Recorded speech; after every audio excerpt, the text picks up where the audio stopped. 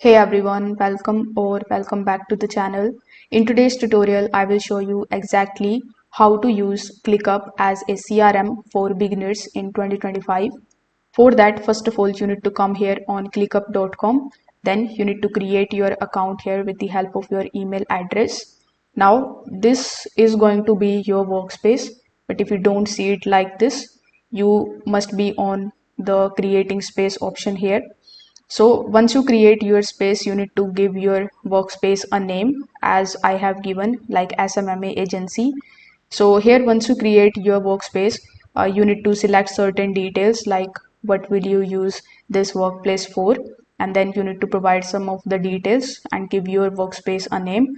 After that, you will be able to access all of the features inside your workspace. So it should look something like this.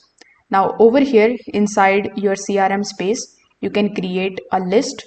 So here in the left hand section, as you can see, we have this plus icon. So if you click on this plus icon, you can select the option of list. Now you can give your list a name. For example, let's say I give sales pipeline, then click on the option of create. So once you have successfully created your list, you are going to see it over here in the top. Now you can add the custom fields here. For example, let's say you can add certain tasks by clicking on this add task option in the top right hand corner of the screen. Over here you can add custom fields like deal value, email, phone number, whichever you like. So this actually turns your each tasks into mini customer records. Now you can click on any of these options over here, like the board view. It is going to look something like this. Then we have the calendar view, and a bunch of other views will be available by clicking on this view option in the top right hand corner of the screen.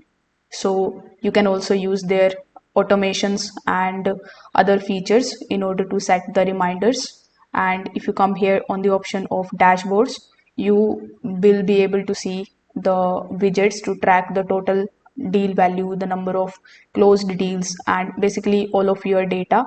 So you can manage it from here.